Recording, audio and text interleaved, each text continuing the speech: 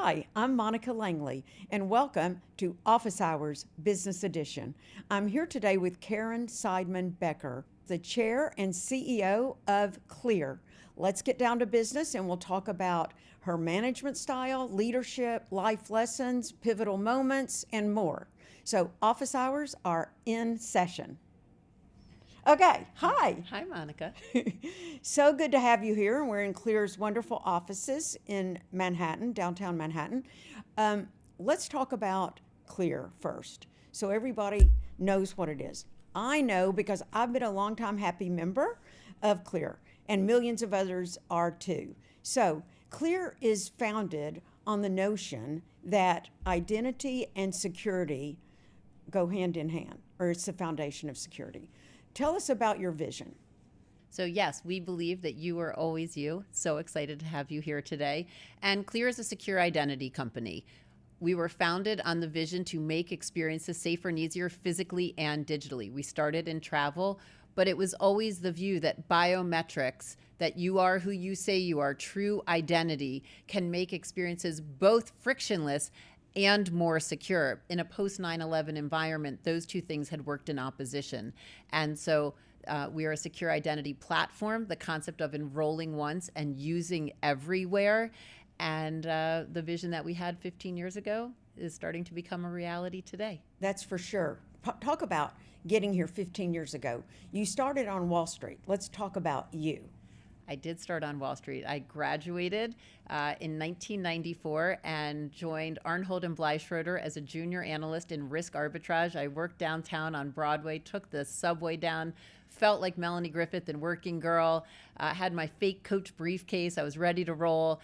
And it was an extraordinary time. When you go back to investing in the 90s, I started in risk arbitrage and then went on to work at hedge funds. It was a time where it was the growth of the wireless industry. It was the growth of the internet. It was the growth of the cloud. There were things that happened that were also transformative, like 9/11, like the financial crash. It was also the growth of the iPhone or the app economy. And so it was just an extraordinary time to watch innovation, evolution, failure, and get to see management teams from all different backgrounds build very different and extraordinary companies. Now, what led you to Clear? What led me to Clear? I do believe life's a journey. My kids make fun of me when I tell them that, like you got to zig, you got to zag. But Clear was really the convergence of 16 years. I invested in subscription-based businesses like cable, wireless, and satellite. I invested in turnaround, so being in risk arbitrage, and then ultimately also investing in bankruptcies. You invest in a lot of turnarounds and believe in the art of the possible. But quite frankly, after the dot-com crash, Amazon and Apple were both turnarounds. So I saw the art of the possible. I had also invested in product companies like those two and others that became platforms. We went to cash in 2008 with the economic downturn because we took very concentrated positions, and I didn't, for the first time, feel like I had a definitive view of where things were going. So I thought better to go to cash and regroup, which was not something I had ever done. You were always in the game, so to speak. And when investors said, when are you going to, redeploy the capital? I thought, not sure if I'm going to. I'd like to buy a business. I think there would be interesting shakeouts in the, post 2008, 2009 downturn, and wanted to buy something. So gave the money back, went to find a business to buy, looked at all sorts of businesses. And ultimately, when we found Clear, which had shut down in June 2009, it was a subscription-based business. It was biometrics. It was products that I thought could become platform. And it was shut down, so it was definitely a turnaround. And I was so excited at the opportunity set in front of us. I was a huge believer in biometrics, and the opportunity to also change people's lives and make the world a better place was incredibly enticing. Well, you're making a huge difference at Clear. It is a fantastic company. But let's start with one of your favorite sayings. You recently said it online, and people went bonkers. They love it. I want you to tell us, what is your saying? It's so funny because I've been saying it for a long time internally, not externally. So my saying is, every week is 2% of a year. And I just don't know why people would wait long periods of time to get together to make decisions to say, let's regroup on that in a week or 2 weeks. Like, let's talk about it now. And let's think through the positives and the negatives. And let's, of course, you kind of always have an inkling and a bias. And so let's make decisions and let's understand what we need to change our minds on and what we need to move forward on. But let's not wait long periods of time. I believe life is short, and you want to move. You have a sense of urgency in life and business, having known you. And I think this saying that a week is 2% of a year indicates that. I do have a large sense of urgency. I have been in business for 31 years. So I think about that, and that's like 360 months, right? Like, that's both a long time and not a long time. You can't waste it. And I think about what I've done and who I've met and what I've seen in those 360 months. And, you just don't want to waste a minute. And when you're incredibly intellectually curious and a lifelong learner and see where the world is going, or think you see where the world is going, you want to just do as much as you can, which is why I think AI and all the efficiency that is happening is incredibly exciting. But it's also why Clear, which gives people back their time, which allows people to have frictionless, delightful experience, lower their stress, be more productive and efficient, is incredibly exciting. I've also suffered some things in my personal life that would lead you to the belief, if I didn't have it before, that life is short and you need to maximize every moment. I understand. We'll get to that. But where do you see American business today? Do you think it is also experiencing the sense of urgency that you and Clear do? I think American business today is experiencing an enormous sense of urgency, and I think for the positive. I think when you look at where our country is, we're way too analog, we've been too slow, and you look at whether it be rare earth minerals or important ingredients in pharmaceuticals, or some of the inability to get PPE, during COVID. We need to own more of our destiny. And so, or you look at air traffic control being very analog and some of the issues that have been talked about there. Mm-hmm. And so the need to update our infrastructure to become a more modern, tech-driven and innovative economy, to control our own destiny, and then AI on top of that. I think that this is a period of great innovation, of great entrepreneurship, of great transformation. I look at what some companies are doing in the defense sector and drones and intelligence, and I just think this is an incredible moment. And I've thought that many times along the way, quite frankly, since 1997, when the internet, I think, became more commercialized. And, they get on TV every day and their job is to worry. And there's so much to worry about. We are always climbing a wall of worry. But I am an optimist by nature, and I think this is a period of great innovation and growth. Now, you've mentioned AI, which is spurring on so much growth and innovation. Do you see that identity and AI go hand in hand? And how is your biometrics technology playing in that field? And by the way, you were into biometrics and consumerized it before anyone else, I think. When we were going through the clear lanes at the airport, that was monumental. We have been leaders in biometrics, I would say pioneers on the consumerization of biometrics. That was part of the thesis when we bought Clear, which was to say that it was used in Brazil for voting, in Asia for financial services in the early 2000s. It was used in the defense industry in the US, but certainly not by consumers. And this concept of safer and easier physically and digitally, biometrics was the solution. In terms of AI, I think it's both an offensive and a defensive opportunity. What I mean by that is, from a defensive perspective, I think biometrics and true trusted identity is more important than ever with synthetic identities, deep fakes. Not only do you need to know that someone is a real human and not a bot, but you need to know that they are who they say they are, and then connecting them to all the things that make them them. So that is massively important on the defense. On the offense, I would say there is such enormous opportunities to further your business with AI, to better understand your data, to personalize your experiences, to be more efficient, to be faster with product building and product launching and product creation, that I think it's an incredibly exciting time. But foundationally, identity has never been more important. You have crypto, right? You have to have a 12-digit hash in order to find your money. And when you don't have it, you're SOL. That's insane, right? So of course you need biometrics there. Access control. Unfortunately, the world's not getting safer. And you need to know that someone is who they say they are, real time, and that they're where they're supposed to be. That could be digital access online. That could be physical access to a building. Healthcare, opportunities to massively transform that industry. And so identity is never been more important. And it's not just, we've always said a driver's license is not an identity. That is an ID. An identity is connecting you to, you're definitely who you say you are, and connecting you to all the things that make you you. And that is where I think the true magic happens. Let's talk about one of the new products that you'll be unveiling. So we are launching more products this year than we have probably launched in a decade. So it's a period of prolific product innovation, I would say here, which are about the seeds that we planted over the past few years. And I'm really proud of our team. So in travel, we are launching eGates, which is incredibly exciting and transformative, but also, quite frankly, what they have around the world. And it's high time here in the US to transform our airports and make them great, frictionless, personalized, and more secure.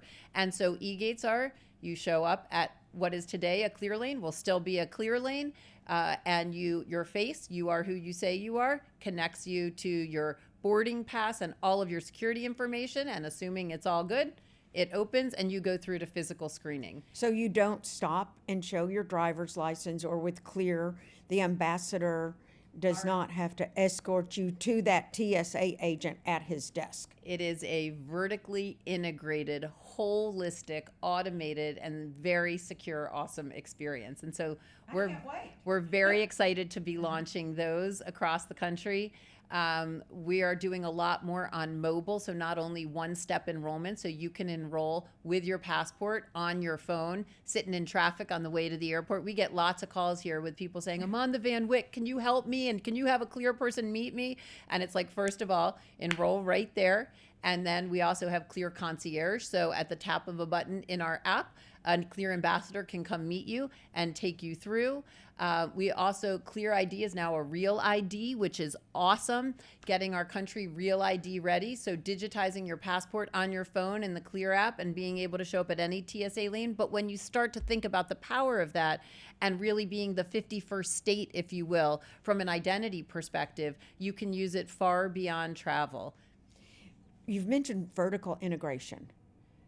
What is that, and how important is that to growing a business? I think being vertically integrated is incredibly important to growing a business because it really means you control your own destiny. So I've long studied American Express, that you know that you're an American Express customer and they know who you are. Then they own the bank. Then they have the merchant relationship. Then it's the card and the digital card and the wallet and all the experiences they bring to life. And they really can drive a differentiated customer experience in a much more agile way.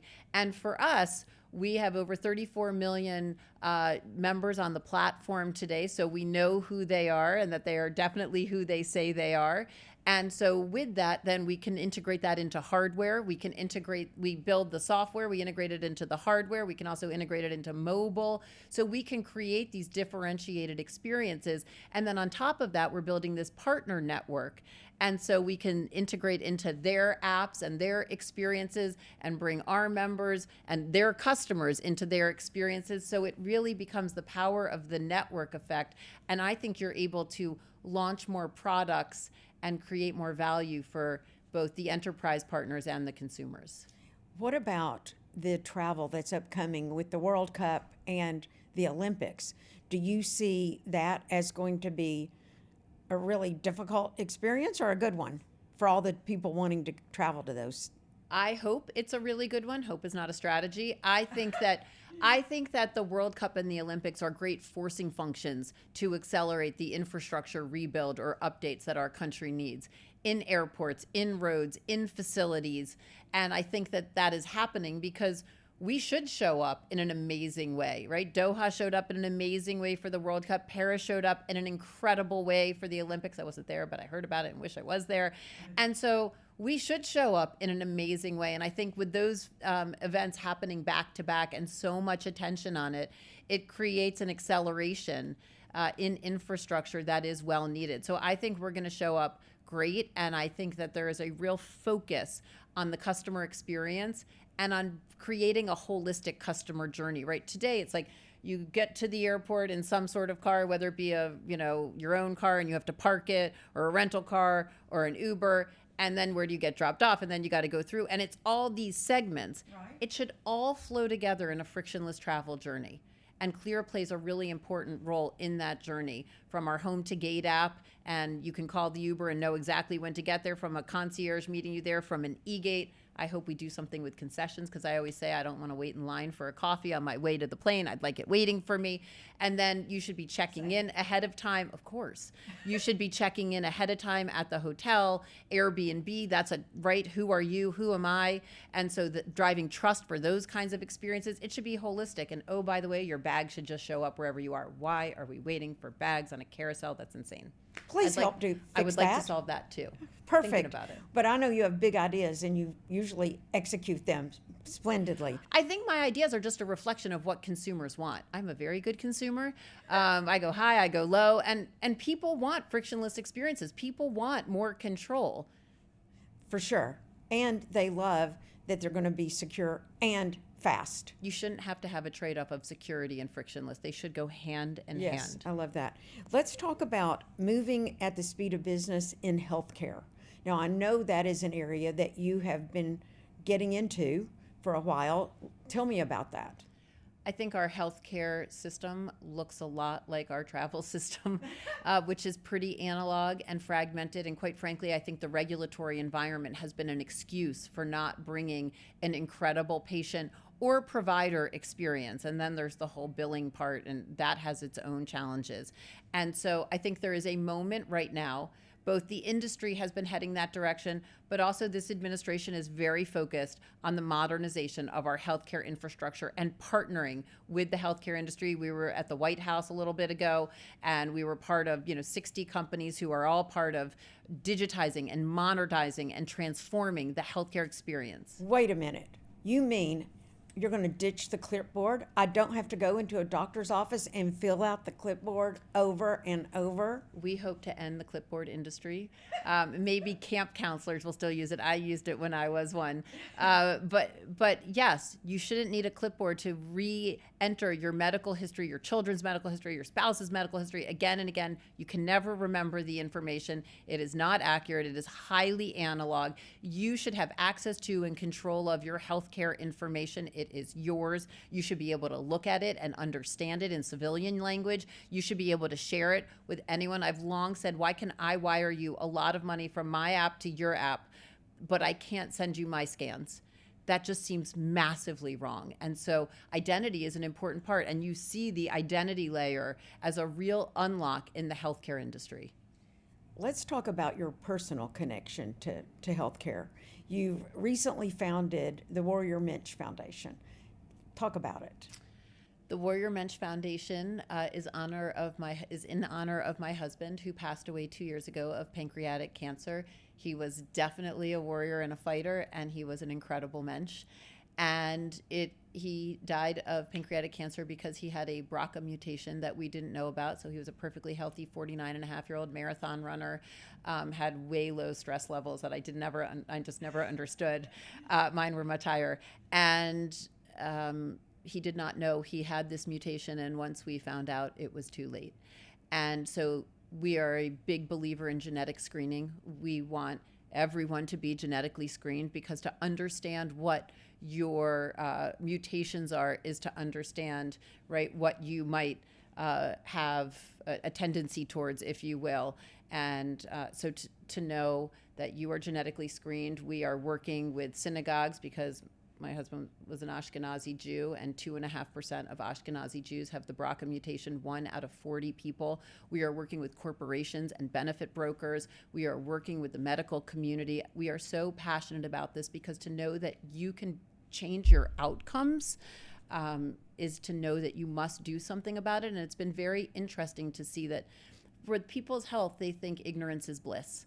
I'd rather not know, or I wouldn't want a false positive. And once you're in a cancer hospital, you think you would rather have a false positive than miss it. And to get it early is to change your outcomes. And so we want everyone screened. We have been buying genetic testing kits for lots of different communities. My entire family is deeply engaged in this. We want to be change makers and bend the curve, and you can. And with the BRCA gene, that means that you don't have it, I know, but your husband did. Now, so that means that there's a 50% chance your children have it. So I'm sure they've been tested. And that must be a hard reality. I think it's a hard reality for any family to know that you have a 50-50 chance of having the mutation as well. But again, what I would say there is knowledge is power. Had we known that Mark had the BRCA mutation, he would have started screening in his 20s and his 30s. And with this day and age, with the tests that they have, the blood tests, the MRIs, the scans, you can get on these things so early. Look at the change in breast cancer. You can find it in stage 0 and stage 1, and the outcomes have been transformational. We expect to drive those outcomes in other kinds of cancer, and my hope is with AI in 10 years, we will help eradicate cancer. But again, knowledge is power, and we believe everybody should be screened. In Finland, they screen umbilical cord blood, and they know your genetic mutations, and I think there's like 75 cents of charge for that, and then they tell them later on in life. And I just think that our culture, we need to go from healthcare to well care. We need to be more preventative in cancer and in so many other diseases and conditions, and I just think we're late. On healthcare, one of the big relationships or partnerships you have at Clear is with Epic, which is founded by an awesome CEO. Tell me about your relationship with her. So, Judy Faulkner is my idol. When we got on the phone 2 years ago, I was just mesmerized.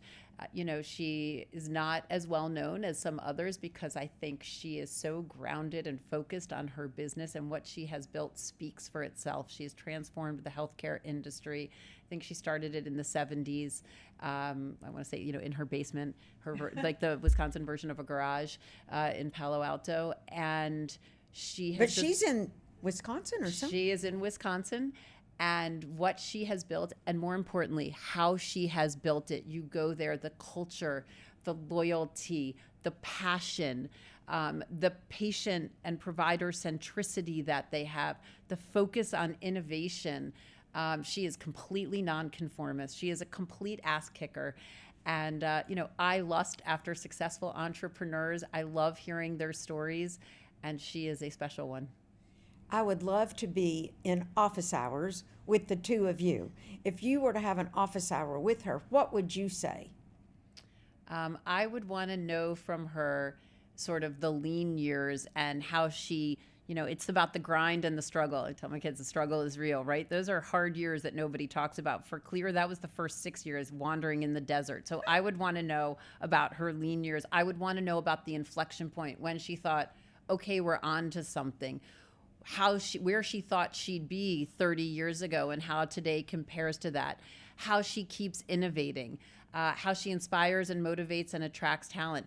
They don't have titles there. How do you do that? Like, she's just so special. I would want to know about where she thinks the healthcare industry is going over the next 10 years. Certainly she could wax poetically on AI. And what keeps her going? People often say, oh, you've been at this 15 years. And I'm like, this is day one. And when you believe that, that is an awesome feeling when you have more cash on your balance sheet as opposed to burning cash and being scared every night that you're going to go out of business. Although you should be scared every day that you're going out of business because lots of companies do. Like, she's just kept it going for, I don't know, close to 50 years. Like, that's incredible. And she is so humble, and she's just spectacular. No ego. What if you could have office hours with someone else? Who would that be and why? That's a good question. I would probably want to have office hours with Steve Jobs. And he also died of pancreatic cancer. So it takes the good ones. I got to meet him a few times because we were investors when nobody else cared in 2002 and 2003. And there's a lot, I've read the books and I've talked to him a little bit. But I think his simplicity, if you look at the org structure of Apple, it's, I think, allowed them to scale the way that they have. The team that he has had there for a very long time. So I would want to know about how he picked talent, how he got really talented people from different backgrounds working together as an incredible team. And I would want to know where he thinks the future is going, because he certainly saw it then. When you talk about Judy and Epic, it's clear that these are two, you and she, are incredible female CEOs. What do you think that means as a female CEO, being in business, what's your role in business and society? So I don't think of myself as a female CEO. I just think of myself as a CEO. I really just think of myself as a leader and a builder. I think of myself as Caryn, from Potomac, Maryland, and my buddies from growing up there, and my kids. So that's how I think of myself every day. I think that as a leader, you have a role to make your company, your employees, their families, and your community better. My kids, I've sent them off to school every day with Make the World a Better Place. I do firmly believe that. Do they roll their eyes when you say that? Not anymore. Now they quote it. They use it in their college essays. They quote it. They are grateful. They might have rolled their eyes, but they were walking out the door and I'm screaming it from behind, so I didn't see it. I do. I think how lucky are we to be in these positions? Doesn't feel lucky every day, but I think if you take a step back and you have to use the platform for good, you have to make your communities better. We bring in great organizations here at Clear because they can learn from us, and quite frankly, we learn more from them. Some of these kids who come from really challenged backgrounds, who are just in it to win it every day, you want to hire them, you want to teach them. And so I just think, it's really important to be part of your community, to be part of this country. I think there's a obligation as a citizen to be part of the solution, to not just complain about the challenges. Like, who's going to fix it? If not us, then who? I think, and quite frankly, I'm a proud working mom of 3, and I wear that as a huge badge of honor. And I don't think that people, whether it be women or men, should use it as an excuse. I think, you can be a great engaged parent and be a great team member and leader. It might mean that you're answering emails from the bathroom of a field trip, which I've been known to do. I've done such a thing. But you get it done. And when you love what you're doing, and I love building, and I love creating, and I love problem solving, and I love working with other awesome people and watching them grow and develop in their career, and I love my family. So it's just What is. don't you love, though, about being in business? Is there something that you're like, this is the worst part of it for me? I don't like people with low integrity. I think that being honest about challenges is everything. I think being authentic is just massively important. And I don't have a lot of patience for people who are just about themselves, who don't have integrity and aren't part of the team. Just a little story. There's a tailor. He recently passed away. He was a Holocaust survivor in Brooklyn named Martin Greenfeld. And he made suits for the presidents for decades, and he would put little tips on foreign policy in their pockets.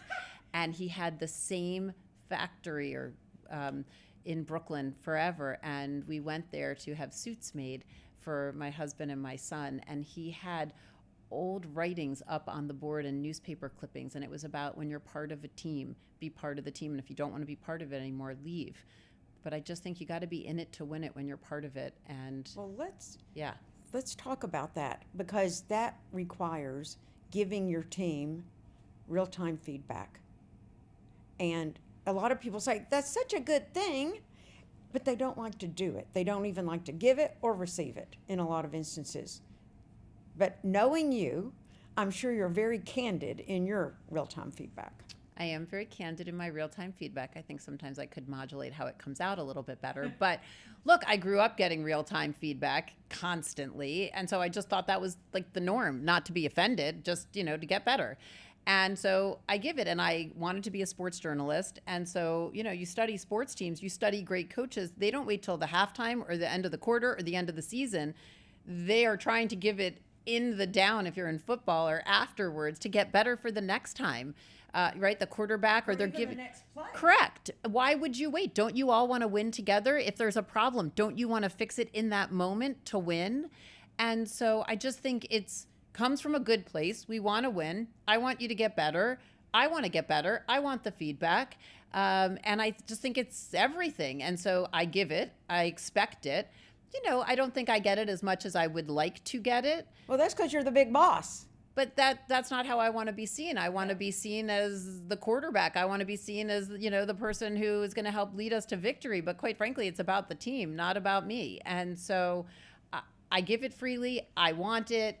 And I think it is such a no-brainer. I really don't fully understand these review processes. We wait all year to tell you that you're a medium performer and here's the things you could do better. You're disappointed with your bonus, and it's been a year of disappointment. Like, that just doesn't make any sense to me.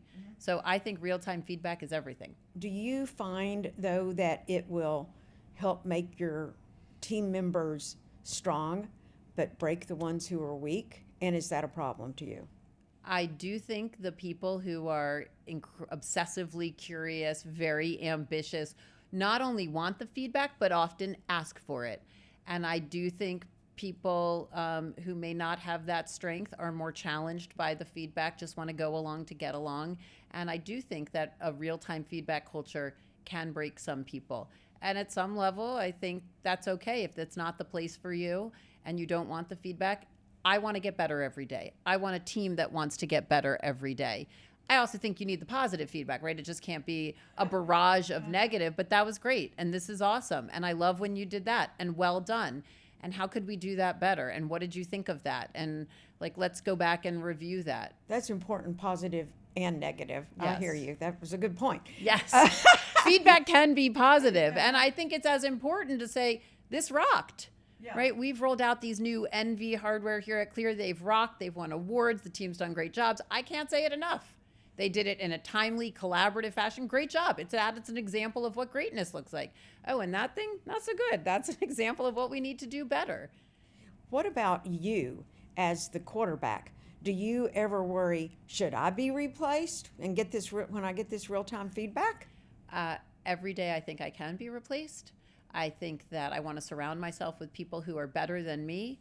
Being on Wall Street for 16 years, you watch businesses go away. There are a lot of Eastman Kodak, one of the great American companies, just disappeared, right? And that can happen. And when you see that, and I went to Rochester, I spent time with them. I was like, this digital photography thing is coming. How do you guys think about that? And they were like, oh, we're good.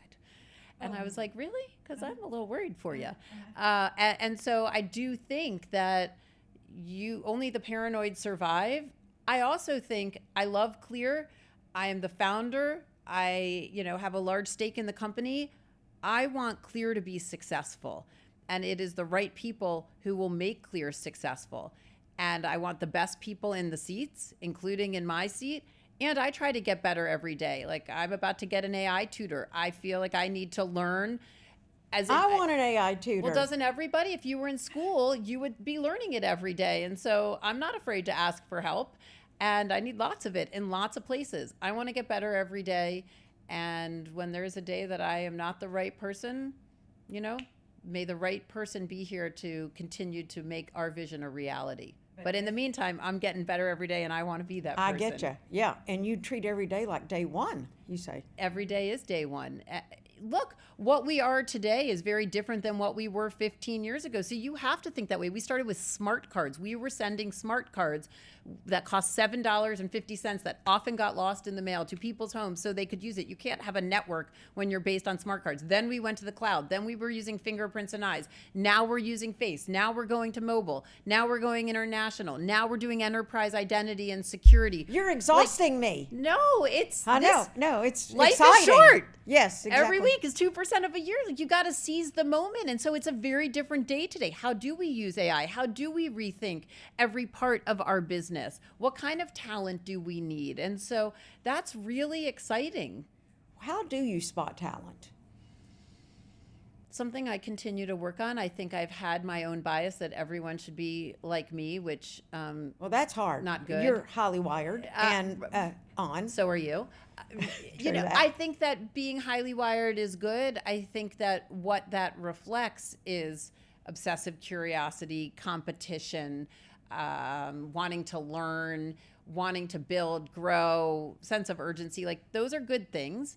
I also think, I read a book called Quiet years ago, right? A quiet person can be the extraordinary leader just because they're not, jumping up and down. And so I think you want those qualities, but they show up in different ways in different people. So you definitely want diversity in your talent pool. And I think you have to leave your bias of what made you successful behind, although I do think there are some foundational elements. One of my favorite interview questions is like, tell me what you're reading, right? I love that. And you have a lot of books. I see do. one that I've written. All back right. here. Yeah. I do have a lot of books because one of my goals was come take them. So I would get copies of 3 I of see each. copies of several Correct. things And down I was here. like, come take them, read them, return them. I used to love the old school library book when you signed it out on the card in the Dewey Decimal System. So I tried to recreate that here in the world of, digital and physical. And I just, who doesn't want to learn? Who doesn't want to read? Some. Not great. Yeah. You can I also agree with you. I've been can a also lifetime listen- reader myself. You can listen to audiobooks. I mean, there's all sorts of ways these days to learn and to read, and information is more accessible than it's ever been. So I'm not suggesting it's just a physical book, but I am suggesting there's so much to learn. What about when you hire?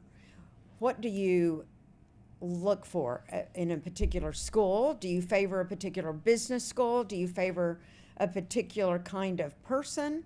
What are you looking for, especially of the new people coming out of the market? So I hate to say it, but oftentimes Harvard Business School people are not successful here at Clear. So I must say I don't know that I look for a certain school. What I do look for are character traits. I look for someone who is a grinder. I look for someone, I tell my kids, first in, last out. And so I think that is an important recipe for success. Someone who really wants to be in it to win it, who is so curious and into and passionate about the mission that they live, eat, and breathe it. It is a part of their life. And it doesn't mean you can't have an expansive life and sets of hobbies and, want to run a marathon and be a traveler. All of that can coexist.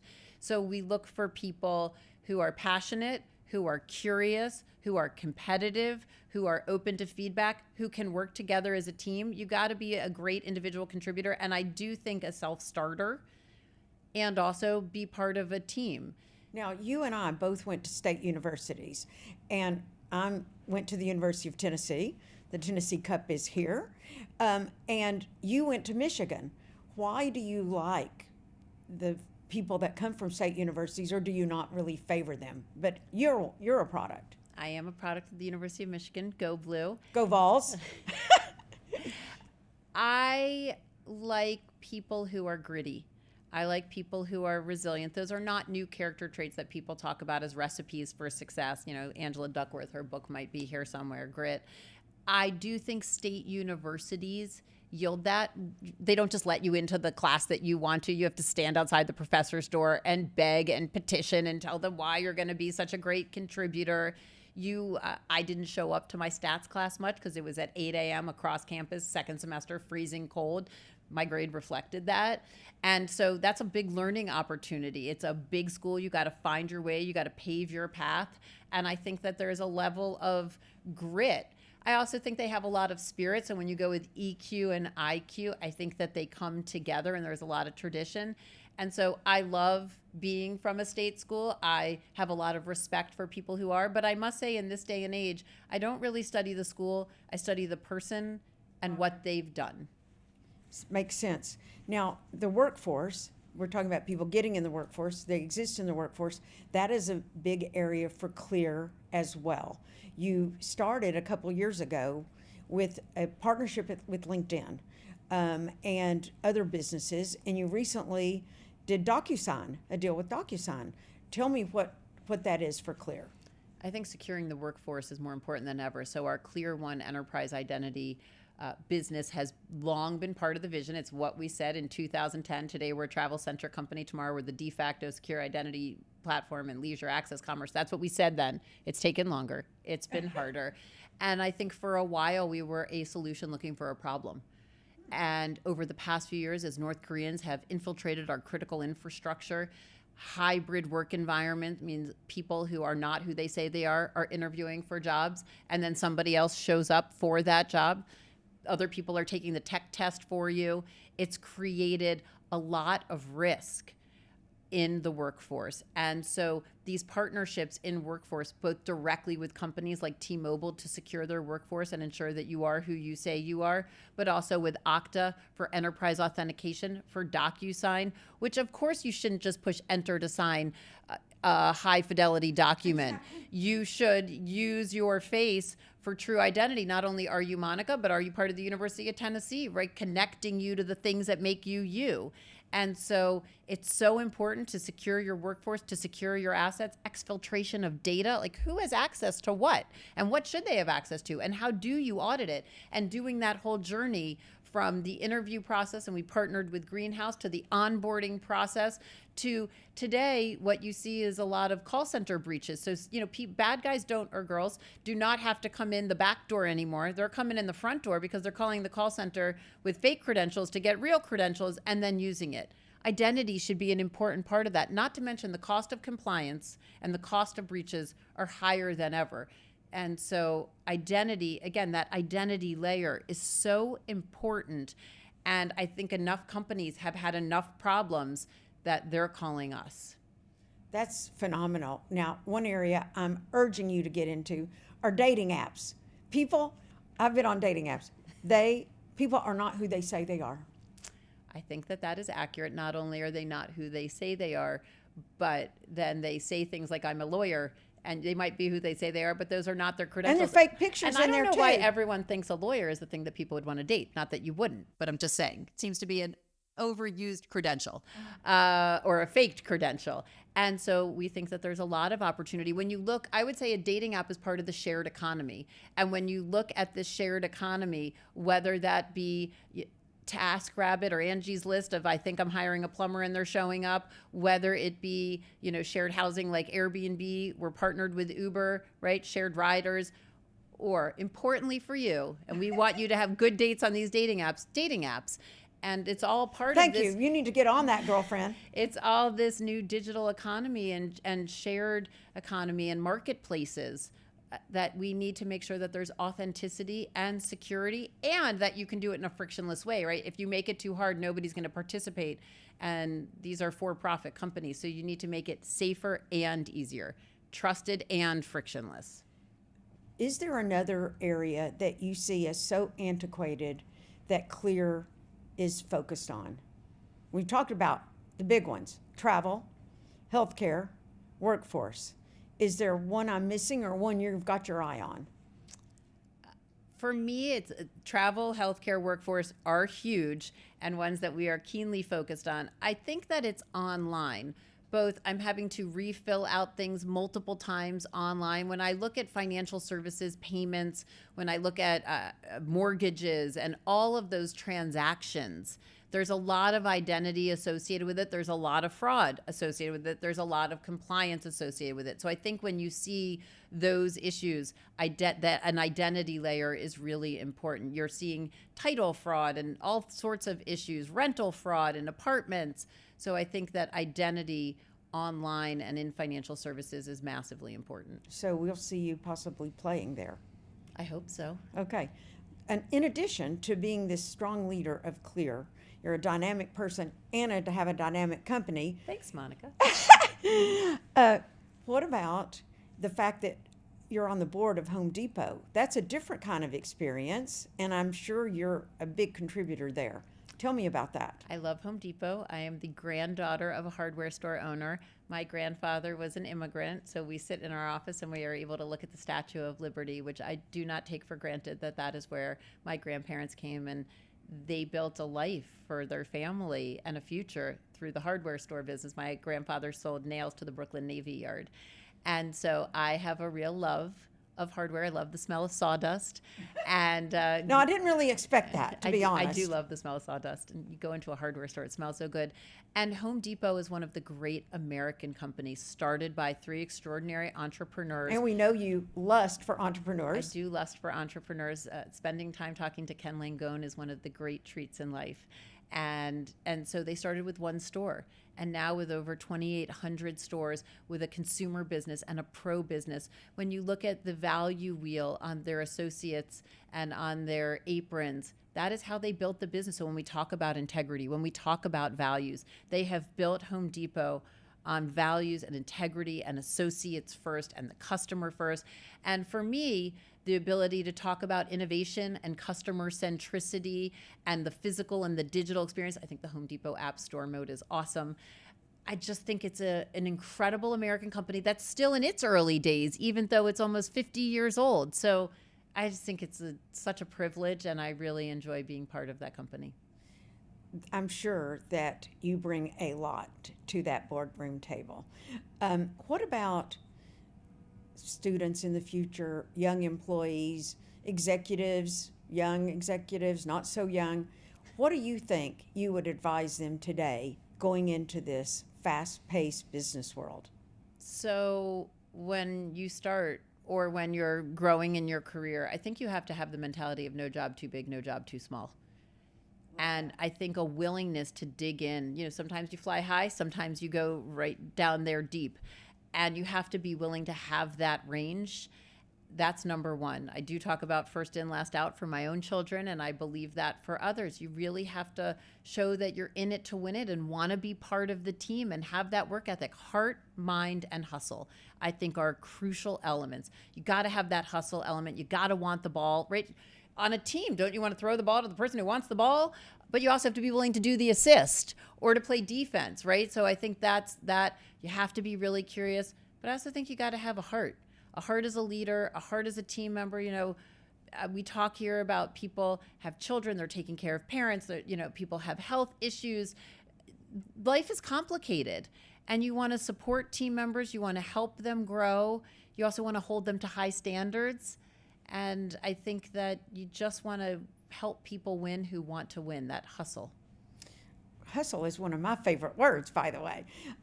Let's talk about the fact that you lead this publicly traded company. So you're measured every day with your stock price, if you think about it like that, and what you offer your consumers and your enterprise customers. But as a leader of Clear, you also now are leading alone a family with 3 children. So how do you do that? And how has it been harder than you thought now that you don't have Mark? Oh, Monica, you really went for it. I think the same thing at Clear, which is it takes a team. And the friends who have showed up for our family, I could have never imagined. So it has not been as hard as I would have imagined in my deepest, darkest moments. It's not easy because my family is surrounded by so much love. And I think it has taught me the value of relationships and nurturing those relationships. And I think that can be in business and in life. And I feel so blessed for myself and for my children that so many extraordinary people have shown up in ways that I could have never imagined. Somebody told me that right after Mark died, that some people will disappoint you in ways you couldn't imagine, and some people will show up in ways you can't imagine. And they were right on both fronts. Mm-hmm. And I couldn't have more gratitude for the friends who have surrounded my family and held us up and furthered us. It just makes me so optimistic about how incredible people can be, and has taught me a lot about how I want to be as both a friend and a leader. That is something that is really hard to have to experience, the loss of your husband, to learn these lessons, though. Yes, I didn't in a perfect world, I would prefer to have not learned this lesson this way. My husband was an extraordinary man, and I think he would be incredibly proud and grateful for the people who have surrounded our family. And I think he would be incredibly proud of my children and incredibly proud of me. And he stays with us and is a guiding light for all of us. You know, life is never what you think it's going to be. And you have to have gratitude. I will say the one thing, I wouldn't think I would have come through cancer and losing my best friend and life partner with more gratitude than I started. But it is surprising to me as well. But when you've seen the darkness, you have a lot more appreciation for the light. And, you know, whether it be literally walking outside on a sunny day or being with my kids, and, you know, how great that my daughter's 22 and we can enjoy a glass of wine together and playing with my dogs and hanging with my friends and taking extraordinary trips or reading a book. I am here. And going back to every week is 2% of a year, there's depth to that statement of not wanting to waste a day because there are no guarantees. Well, I don't want to waste much more of your day, so I will let you go. But this has been so fun, and thank you for all your insight and honesty. Thank you, Monica.